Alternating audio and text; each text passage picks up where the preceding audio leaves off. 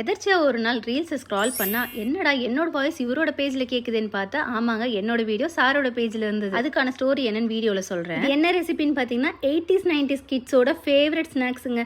அம்மா ஈவினிங்ல இதை தான் செஞ்சு கொடுப்பாங்க. அந்த வீடியோல வேற மெத்தட் சொல்லியிருந்தேன், இந்த வீடியோல நீங்க சொன்ன மெத்தட் ஃபாலோ பண்ணிருக்கேன். பேன்ல 2 டீஸ்பூன் எண்ணெய் சேர்த்துட்டு கடுகு, கொஞ்சமா சீரகம், கடலைப்பருப்பு, கொஞ்சமா வெங்காயம் எவ்வளவு வேணா சேர்த்துக்கலாங்க, உங்க இஷ்டம் தான்.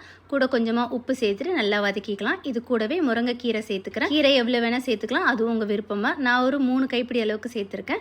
நல்லா வதங்கினதுக்கு அப்புறம் கேஸ் ஆஃப் பண்ணிட்டு ஒரு கிண்ணத்துல 2 கப் அளவுக்கு ராகி மாவு சேர்த்திருக்கேன். கொஞ்சமா உப்பு சேர்த்துட்டு வதக்கி வச்ச கீரையை சேர்த்துட்டு நல்லா கலந்துக்கலாம். இது நல்லா கலந்துட்டு தண்ணி சேர்த்து நல்லா பிசைஞ்சுக்கோங்க. தண்ணி வந்து அளவு பார்த்து சேர்த்துக்கோங்க.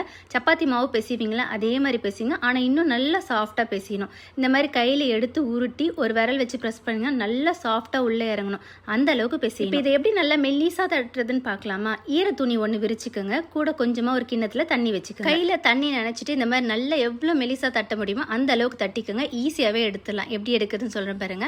இந்த மாதிரி துணியை பரட்டி விட்டீங்கன்னா அழகா கையில வந்துடும். அப்படியே தூக்கி நீங்க தவால போட்டு 2 பக்கமும் சுட்டு எடுத்தீங்கன்னா சூப்பரான ராகி ரொட்டி ரெடி. ஸ்டோரி என்னன்னா, இந்த ரொட்டியை ஆல்ரெடி நான் போஸ்ட் பண்ணியிருந்தேன். அது 4 மில்லியன் தாண்டி போனதால சார் அந்த வீடியோ எடுத்து ரிவ்யூ பண்ணியிருந்தேன். இப்போ ரொட்டிக்கு 2 சைடும் எண்ணெய் சேர்த்துட்டு நல்லா வேக வச்சு எடுங்க. இந்த ரொட்டி வேக டைம் எடுக்கும். ஸோ ஒரு 2 to 3 மினிட்ஸ் நல்லா வேக வச்சு எடுத்து. ரொட்டி மெலிசா இருந்தால் தான் இந்த மாதிரி மடங்கி வரும். நான் இதுக்கு சைட் டிஷ்ஷா பர்மா குழம்பு வச்சு சாப்பிட்ருக்கேன். இந்த குழம்பு ரெசிபி வேணா மேலே டேக் பண்ணுற செக் பண்ணிக்கோங்க. இது என்னோட 100th வீடியோ, ஸோ மறக்காம ஃபாலோ பண்ணிக்கோங்க.